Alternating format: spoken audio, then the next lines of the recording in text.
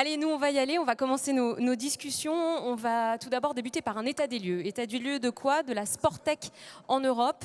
Alors la Sporttech, eh bien, on a des exemples ici à Lyon, à Paris, mais aussi à Barcelone, Berlin ou encore Copenhague. C'est un monde qui bouge sans cesse. Eh bien, on va rencontrer à présent les incubateurs et les accélérateurs européens. En commençant par Carsten Couchouron, directeur général de la Sporttech Copenhagen. Avec lui, Omar El Zayat, directeur général du Tremplin à Paris.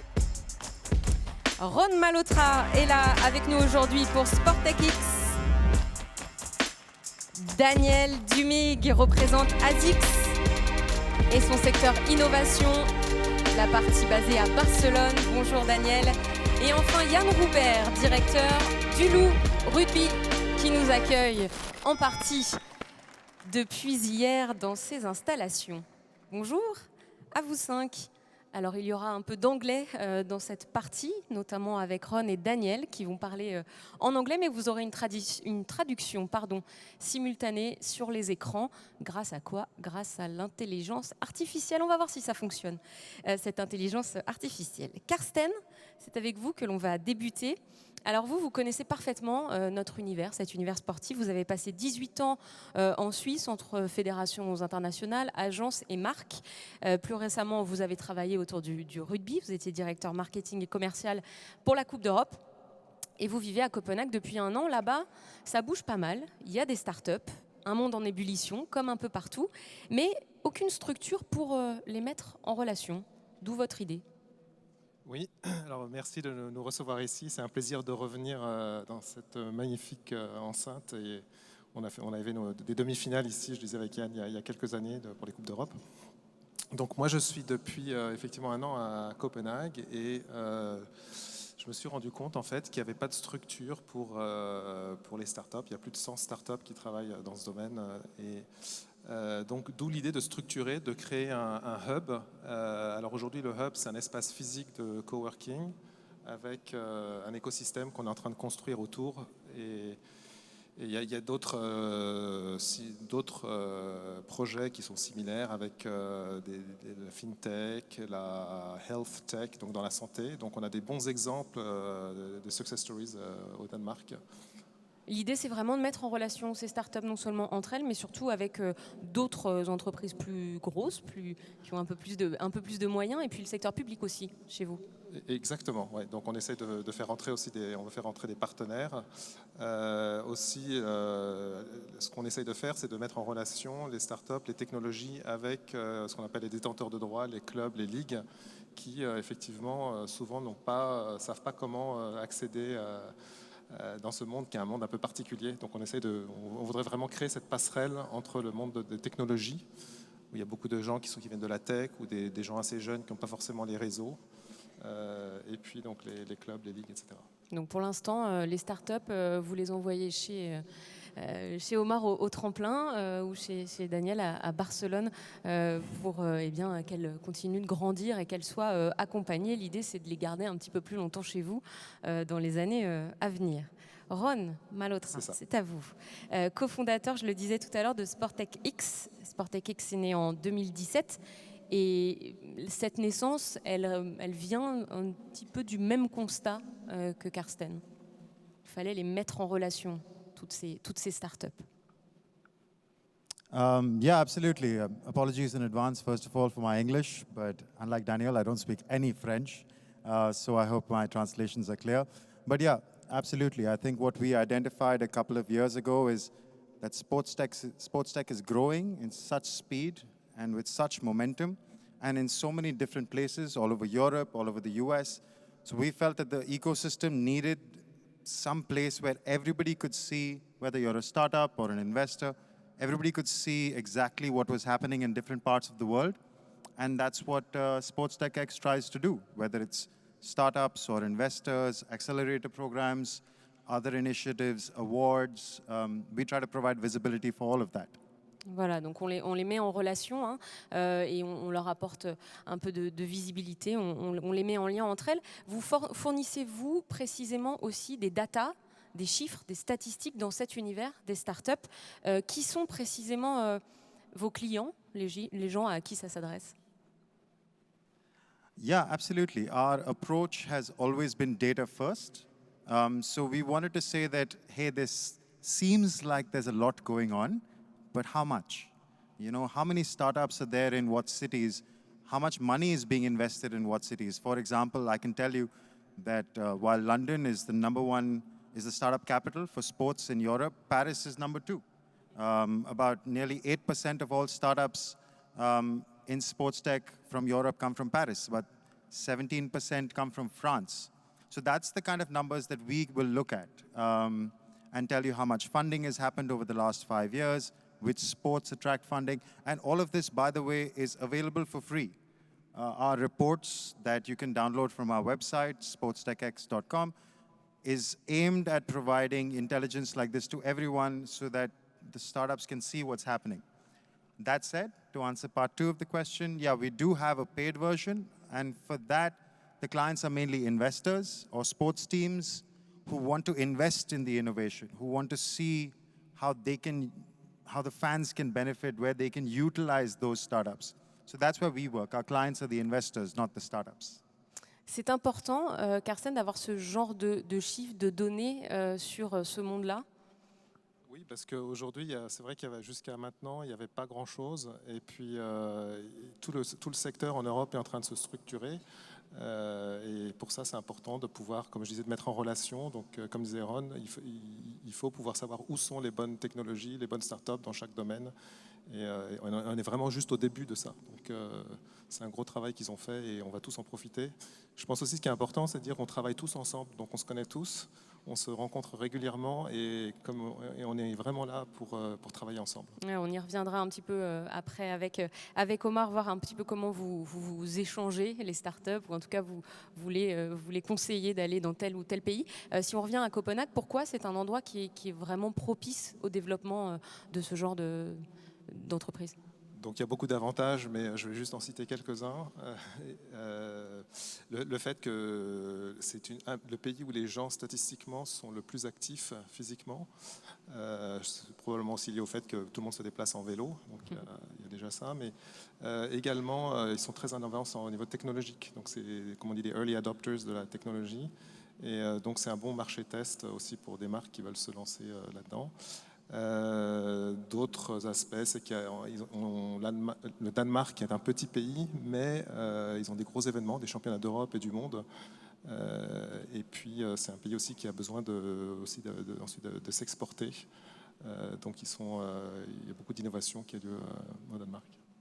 Ron Malhotra, dans les chiffres que vous collectez, vous avez moyen de faire un classement un petit peu. Où se situe l'Europe par rapport au reste du monde dans ce secteur-là?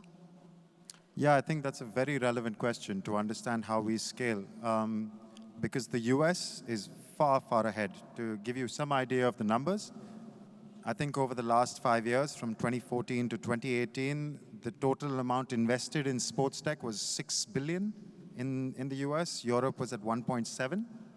So there is a good amount of money being invested, but the US is almost 4 or 5 times ahead. In terms of average deal size, Europe is at about 1.2 million average deal for an investment round, and the US it's 5.4. So they invest a lot more, the market is more mature, their consumers buy in different patterns. There are many reasons for it, but Europe is certainly on an upswing. We can see the consistent growth over a period of time. Compared to the US, where it's also growing. We can talk about Australia, which is a very emerging sports tech market. The Middle East, there's interesting things happening. We know about Qatar sports tech. There's with the World Cup coming up. So there are different pockets where investment is happening. The US is a very clear number 1. Europe is a very clear number 2. But there is other stuff happening in other parts of the world. Si on revient justement précisément en Europe et à Berlin, vous collectez des données, des data, mais vous aussi vous mettez en relation des startups avec d'autres membres de l'écosystème. Si on prend l'exemple de Berlin, qui mettez-vous en lien? Yeah, so Berlin and Germany are very interesting places for startups, primarily because there's a lot of investors based out of Berlin. For example, one of the leading esports investors in the world, Bitscraft, is based out of out of Berlin in Germany. You get a lot of the most funded startups, which are based out of there, Asana Rebel and Freeletics. Berlin has one of the really good accelerator programs, which is Lead Sports. They're based out of Berlin. They're part of the Adidasler family. So it's not Adidas, but as part of the family's foundation and their legacy. They do a lot of work. They just launched their third batch. And there are other independent meetups. It's a very thriving tech city because Berlin as a city is a thriving tech city. So sports also naturally follows. De Berlin, on va aller à Barcelone. Pour parler avec vous, Daniel Dumig, vous représentez la marque ASICS. Alors, beaucoup d'innovations chez ASICS, des centres d'innovation à Kobe, au Japon. Ça, c'est la maison mère d'ASICS. À Boston, aux États-Unis aussi. Et donc à Barcelone, où la marque a ouvert un incubateur. Quelle idée se cache derrière ça?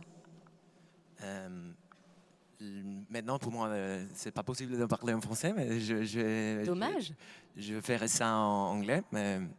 In Barcelona, for us, what we opened there is a new business and innovation hub, where we're running. It's maybe not an incubator; it's more an accelerator program. So we are the first and only global corporate growth stage accelerator. So we call it the ASICS Tenkan 10 Sports and Wellbeing Growth Catalyst. So we're very much focused on growth stage startups out of the field of well-being and sports. Tenkan 10 means in Japanese tipping point. So tipping point is exactly the point where we think that a growth stage startup normally sits when you say, okay, I'm right now already have my product market fit tested and I need to scale and to have a wider reach and scale the company. This is where we come into play. So ASICS at the end has a global network. We are a global brand, and this is where we put together a program for these startups that are really focused on the philosophy of sound mind, sound body, the sport and well-being, to accelerate their growth. Alors l'idée c'est d'être gagnant, et la marque ASICS et les startups que vous accompagnez. Quel projet vous menez précisément avec elles? So first and utmost, the most important thing at this accelerator program is that to accelerate their growth, which means they should survive. We get them investment ready to the next stage. Then obviously, if possible, and this is where a lot of startups come to us, we want to develop projects together with them, which means we want to work in the direction that we create products and services together, or we accelerate them, that will then drive the consumer preference towards the brand and toward the startup brands in the future, to really help the people and the consumer out there via physical activity to have a happier and healthier life at the end. Voilà, le consommateur toujours au cœur de la stratégie, évidemment. Omar El-Zayat, vous représentez Paris avec le Tremplin. Vous êtes directeur général de cet incubateur, accélérateur, le premier en Europe. Est-ce que vous diriez du coup que la France est en avance sur le sujet, même si on a eu un petit peu un état des lieux déjà tout à l'heure? Est-ce que le fait que le Tremplin soit le premier accélérateur fait de nous des précurseurs? Alors, de toute façon, au début, quand on a commencé, c'est clair qu'il y avait beaucoup d'initiatives qui voulaient se mettre en place. On a réussi à sortir de terre cette idée de projet. Être le premier ne veut pas forcément toujours dire être le meilleur. C'est pas ça la vision. L'objectif, c'est, et à date, comme le disaient mes pairs, l'objectif, c'est de crédibiliser davantage la sports tech de façon globale. C'est ça la mission que nous on porte au Tremplin et qu'on porte tous ensemble, avant de se dire, avant de réfléchir à une concurrence les uns entre les autres. Je pense que c'est important tout d'abord d'essayer de bien démontrer, et on est heureux de voir aussi que des gens comme SportTechX se positionnent sur le fait de faire cette veille générale, aussi bien en Europe qu'à l'international, pour se dire que ce marché existe. Il est valide et on le voit avec les 15-20 initiatives qui existent en Europe aujourd'hui. Et maintenant, oui, ça nous conforte dans notre choix d'avoir monté cet incubateur il y a 5 ans. C'est-à-dire qu'on n'est pas tout seul et qu'il y a potentiellement un marché et on espère pouvoir le démontrer avec les initiatives qui se multiplient et les startups qui grossissent et qui lèvent de plus en plus de fonds, qui génèrent de plus en plus de chiffre d'affaires et certaines même qui entrent en bourse. Beaucoup d'entraide, hein, on le voit sur la scène européenne entre chacun d'entre vous. Pas de concurrence pour le moment en tout cas. La France a des atouts. Quels sont-ils dans ce domaine-là ? Déjà, le premier, c'est le savoir-faire en matière de techno. On n'a pas du tout à rougir sur le côté en matière de recherche, en matière de développement de produits, de développement de services. En France, on a des institutions reconnues mondialement pour, en matière de référence en technologie. Il y a aussi quelques avantages qu'il ne faut pas négliger. L'engagement qu'a l'État et les collectivités, les régions, etc., de pouvoir aider les projets pour ne pas être en retard par rapport à d'autres pays. Et puis il y a de grands événements qui ont lieu en France, à commencer avec l'Euro 2016, puis après il y a la Coupe du Monde de rugby en 2023, les Jeux Olympiques, il y a les championnats d'Europe de volley. Bref, il y a beaucoup d'événements sportifs qui ont lieu actuellement en France ou qui vont avoir lieu dans les années à venir, qui font que Paris se trouve sur la carte. Et puis il y a une dizaine d'années, ne serait-ce que si on regarde sur l'échelle parisienne, il y avait peut-être 1000 mètres carrés d'espace d'incubation de start-up. Aujourd'hui, il doit y avoir, ne serait-ce que sur Paris, plus de 150 000 mètres carrés d'incubation, tout secteur confondu, avec l'arrivée d'acteurs comme Station F, bien sûr, qui ont permis de mettre Paris et la France sur la carte, des acteurs comme là où je suis, à Paris Senco, Numa, enfin bref, beaucoup d'initiatives qui existent aujourd'hui. H7 ici à Lyon, absolument, qui mettent du coup qui encouragent les entrepreneurs à entreprendre. Et du coup, c'est un univers qui est assez propice. Et puis, voilà, aussi bien le lien qui peut exister entre le public et le privé pour encourager ces initiatives-là. Alors la France qui attire aussi, Karsten, c'est un endroit où vous conseillez aux startups qui démarrent chez vous de se lancer. Vous avez un exemple tout récent d'une startup de chez vous qui est incubée désormais au tremplin. Oui, comme on disait avant, et comme Omar le disait, on essaye de travailler ensemble. Et puis, quand il y a des startups qui veulent aller à l'étranger, on sait où les envoyer, où est-ce qu'ils peuvent être accélérés, avoir des réseaux très rapidement. Et effectivement, on a 2 exemples de startups danoises qui sont très hot en ce moment. Et il y en a une qui s'appelle Tonser. Tonser, on va voir des images pour ceux qui ne sauraient pas ce qu'est Tonser pour le moment. Tonser, c'est une start-up qui a été créée à Aalborg et qui est donc incubée au tremplin. On découvre les images. Vous pouvez nous en parler, Karsten, pendant que ces images passent. Donc Tonser qui a été incubée à Aalborg, qui est la 3e ville du Danemark. Même une petite ville comme ça, ils font beaucoup de choses. Ils ont une université qui est très active dans le domaine des sports. Et le marché il est rapidement petit dans les pays scandinaves, donc ils sont allés voir ailleurs. Et ils ont eu beaucoup de traction, en français, traction en France. Et donc ils ont été pris aussi dans la cohorte en ce moment au tremplin. Et je ne sais plus combien ils ont d'utilisateurs en France, mais c'est assez impressionnant. Ils sont aussi en Allemagne, ils sont dans beaucoup de pays. Ils ont levé beaucoup d'argent récemment. Comment se passe, Omar, l'incubation de cette start-up danoise ? Bien. Non, en fait, c'est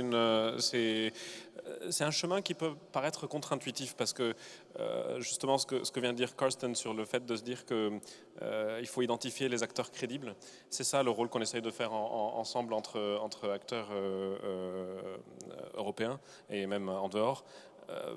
Pour Tonser, en fait, ce qui s'était passé, c'est qu'ils avaient identifié que le marché français répondait. Et quand ils ont candidaté pour entrer au tremplin, la première chose qu'on voulait valider, déjà, est-ce qu'ils étaient crédibles dans leur propre pays ? Et si ça, c'est la condition de base pour toutes les startups. Étrangères. Pour les startups étrangères, quand elles veulent venir au tremplin. Parce que si on essaye de présenter, c'est notre rôle aussi, à des investisseurs ou à des grands groupes ou nos partenaires, il faut être sûr que cette entreprise a déjà validé son hypothèse, son corollaire, dans son propre pays pour pouvoir transposer la solution en France. Et pour Tonser, ils avaient déjà le marché français qui commençait à y répondre. Et du coup, c'était plus facile pour eux, cette phase d'accélération. C'est une start-up qui se porte très bien. Ils sont rentrés dans la précédente cohorte, l'avant-précédente cohorte du tremplin. Et ça se passe très bien pour eux. On va parler de la deuxième, si vous le voulez bien. La deuxième qui est un peu plus récente, c'est Upster. Oui, on va découvrir très aussi rapidement. Je ne sais pas si on a le son ou pas. On peut mettre le son. Si vous avez besoin du son, on peut mettre le son. Alors mettons le son. Avec un petit peu de son, s'il vous plaît. Bon, sinon, je vais expliquer ce que c'est. Mais donc, Dommage. Hubster, donc c'est une start-up aussi qui est née à Copenhague et qui, un peu dans le domaine de la sporttech, mais aussi de l'urbanisation et les villes intelligentes, etc., et qui essaye de faire rentrer le sport, en ce qu'on appelle le dernier mile, les derniers kilomètres dans les espaces urbains de sport. Donc on voit là les boîtes qui permettent effectivement avec une app de louer les équipements qu'on a besoin pour jouer ensemble. J'ai envie de faire une partie de ping-pong, grâce à eux, j'ai la raquette, la balle. Les gens en relation, et puis voilà, et donc après on peut travailler avec les marques effectivement pour qu'elles mettent en avant leurs produits. Donc c'est très intéressant. Ils sont incubés aussi à New York en ce moment, donc il y a un énorme marché pour eux aux États-Unis. Et en France, donc ils ont été lancés à Paris, je crois il y a 2 semaines, sur quelques sites tests. Vous avez déjà testé, Omar, ou pas encore? J'ai testé la solution parce qu'ils sont incubés chez notre homologue Ville Durable au sein de Paris & Co. Au sein de Paris & Co, qui est l'homologue du tremplin, mais dans le domaine de la ville durable. D'accord, on va tester ça parce que Donc, pour la lutte contre la sédentarité, etc., c'est plutôt de très bonnes nouvelles. On a dit que certaines startups venaient en France. Est-ce que vous, à l'inverse, certaines startups françaises, vous leur conseillez d'aller à l'étranger, et si oui, où? Ça dépend bien sûr de l'appétence, du secteur dans lequel ils sont, de l'état d'avancement de leurs produits. Mais clairement, la règle s'applique de façon symétrique. C'est-à-dire qu'il faut d'abord qu'elles soient crédibles ici en France, avec quelques cas d'usage, si elles sont en B2B ou en B2C. Et généralement, ce qu'on essaye de faire, c'est d'essayer de les envoyer chez nos homologues crédibles pour être sûr qu'elles vont avoir le même niveau d'accompagnement que ce qu'on peut leur apporter en France chez nos homologues, que ce soit en Allemagne chez Lead, que ce soit en Israël, au Qatar. Chez Daniel à Barcelone, vous envoyez des startups. Daniel, qu'est-ce qu'elles viennent chercher les startups chez vous quand elles viennent?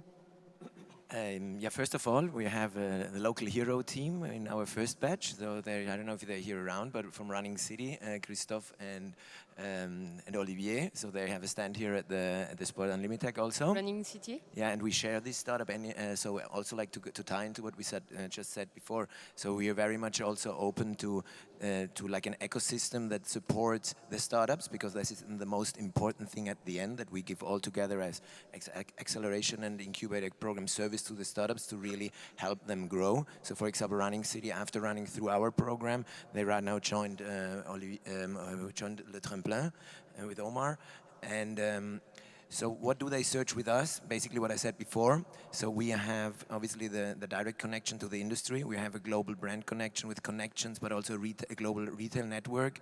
We acquired in 2016 the Runkeeper app application, which has more than 50 million consumers in their base. So what they searching at the end is exactly to have this, get this reach and scale to grow further and to become a global brand.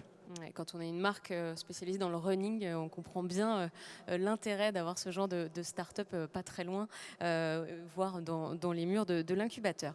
Yann Roubert, merci de nous accueillir ici, déjà, à côté des installations du Low Rugby. Alors, votre club, vous, a un œil vraiment très attentif sur cet univers des start-up. Racontez-nous pourquoi. Oui, c'est une nécessité, effectivement, parce qu'aujourd'hui, un club, c'est une équipe, mais c'est aussi une entreprise qui marche autour, et on a besoin de s'adapter aux nouveaux usages de consommation d'entertainment et d'enrichir l'expérience au stade, de faire que tout ce qui se passe dans un stade, ce ne soit pas seulement ce qui se passe sur le terrain, mais tout ce qu'il y a autour, et que pour un match à 18h, on ait envie de venir dès 17h et de rester jusqu'à minuit. Donc l'innovation, on y fait attention, on est en veille sur ce qui se fait, et puis on essaye de faire qu'elles améliorent nos performances, que ce soit des performances sportives, avec tout ce qui peut nous aider sur le terrain et tous les nouveaux outils qui nous aident à ça, ou alors qu'elles viennent enrichir l'expérience de nos supporters, que ce soit pour gérer les flux avec tout ce qui est dématérialisation de billetterie, de livraison à la place ou de confort dans le stade avec une société comme Vogo qui permet d'avoir le même confort à l'intérieur du stade que ce qu'on aurait à la télé, avec l'ambiance en plus, bien sûr. Alors ça, on en reparlera un peu plus tard dans cet après-midi. On aura une table ronde très intéressante sur ce stade qui n'est plus qu'un lieu, plus uniquement qu'un lieu de match. On fait beaucoup d'autres choses aujourd'hui dans un stade. Ici au Loup, vous allez, comme d'autres stades en France, France d'ailleurs, si on pense à l'Alliance Riviera de Nice par exemple, lancez votre propre incubateur. Dites-nous un petit peu ce que vous attendez de ça. Oui, on va lancer notre accélérateur qui va s'appeler le PAC, parce qu'on est dans un environnement qui est assez riche, que ce soit au niveau de la ville, de la métropole ou de la région. Il y a une dynamique sur la technologie et sur le sport, bien sûr. Et c'est le fruit d'un mariage entre le loup rugby, bien sûr, qui lui, on fait du rugby, donc on espère assez légitime dans le sport, de notre actionnaire principal, GL Evans, qui a prouvé dans l'innovation et qui est très impliqué dans la filière sport, et de l'EM Lyon, qui a cette crédibilité et ce savoir-faire dans l'accélération des startups. Donc on va lancer avec eux un appel au projet d'ici la fin de l'année pour lancer une première promo en début d'année prochaine. Donc on va se lancer avec une première promo et avec des partenaires qu'on espère trouver rapidement, parce qu'on a la possibilité d'héberger au sein de cet écosystème et au sein des installations du loup rugby une première promo et de leur proposer le réseau qui est le nôtre et des expériences qu'on pourra tester en live dans notre stade ou avec nos partenaires qui vont nous rejoindre et le réseau qu'on pourra mettre à disposition de ces startups qui viendront chez nous pour accélérer. Comment on s'inspire de ce qui se fait au tremplin? On a dit tout à l'heure qu'il n'y avait pas de concurrence entre vous. On discute, on échange. Ouais, on regarde et on apprend en voyant ce qu'ils font. On vient sur Sport Unlimited pour se rencontrer aussi et pour échanger. Et c'est vrai qu'on voit qu'il y a beaucoup d'initiatives qui se font un petit peu partout. Le tremplin est le meilleur exemple qu'on ait en France. Donc à notre échelle, en province bien sûr, et à Lyon, et avec nos partenaires, notre écosystème et notre réseau, on va s'inspirer de ce qui se fait de bien ailleurs. Je le disais en introduction, c'est un écosystème, Omar, qui est vraiment en ébullition ces dernières années. Est-ce qu'on assiste, notamment chez nous en France, à un changement culturel aussi qui ferait que le sport est enfin pris à sa juste valeur et qu'on lui donne enfin de l'importance? Il y a déjà c'est même pas un pas de géant, c'est par rapport à en 2015 ou en 2014 quand le tremplin a été créé, quand on essayait d'aligner le mot sport et économie. Généralement, la réaction, c'était même pas possible d'imaginer que ces deux mots peuvent se mettre dans la même phrase. Et aujourd'hui, justement, des startups citées par Yann, que ce soit Vogo qui est actuellement incubé au tremplin et qui rentre en bourse, ou DigiFood qui déploie sa solution chez dans plein de stades, que ce soit dans le rugby, le basket et même en dehors du sport. Ils commencent par le sport et ils vont ailleurs. Bifan qui fait leur solution en entertainment, mais bien d'autres. Je pense à Sport Heroes, je pense à Bisport, je pense à toutes ces solutions qui sont en train de se créer et se développer avec du chiffre d'affaires et même de passer le côté l'équilibre. Parce qu'elles ne sont pas éphémères, ces startups. Non. C'est important de le dire aussi. C'est très important parce qu'aujourd'hui, on voit par exemple, ne serait-ce que sur les boîtes qui sont incubées chez nous, leur taux de survie est quand même assez élevé. Sur les 100 startups qui sont passées par le tremplin, elles ont un taux de survie de 80% après 3 ans, alors que voilà, je sais, je suis passé par là en montant une boîte, on a 95% de chances de se casser la gueule après 2 ans. Donc déjà à 3 ans, on est à 80% de survie. Et ça montre que déjà il y a du professionnalisme chez les entrepreneurs, qu'il y a des structures d'accompagnement qui sont crédibles en France et à l'international aussi, que les grands groupes et les acteurs publics se positionnent sur ce sujet et le prennent vraiment au sérieux. Donc oui, on peut se dire qu'on est proche de se dire enfin, c'est fait. On a franchi un pas. Ron Malhotra, à quoi est-ce qu'on peut s'attendre encore dans cet écosystème? On l'a vu, il y a une évolution, ça va continuer? Yeah, very firmly. Yeah, I think I'll split that answer in 2 parts. I think there are a couple of areas which will emerge very clearly.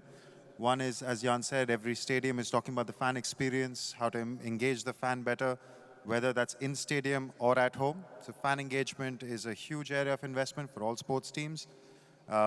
We spoke about stadium tech. I'll likely touch on esports. That's a whole other, we can sit here for 1 hour just about esports. That's a whole other animal. But one thing that gives me a lot of confidence for why this growth is sustainable is the number of investors that are coming in to this space now. I mean, almost every 2-3 days you hear about a new fund that is being launched, 40 million, 100 million, either by sports teams or private investors, a lot of individual athletes. This is a big trend in the US, from Kevin Durant to Stephen Curry to LeBron James to Serena Williams. Everybody has their own fund. That's a trend that is coming across to Europe. There are more accelerators popping up. There are more startups coming up every day. So there's really a lot of momentum from below as the startups are emerging, and a lot of investors appearing as well. So once the startups find the right areas to focus in, I think the overall infrastructure for growth is very positive. Dernière question pour vous, Daniel. Si on se projette aussi un peu sur quoi on travaille en matière d'innovation chez ASICS, qu'est-ce qu'on verra demain chez vous de très très innovant?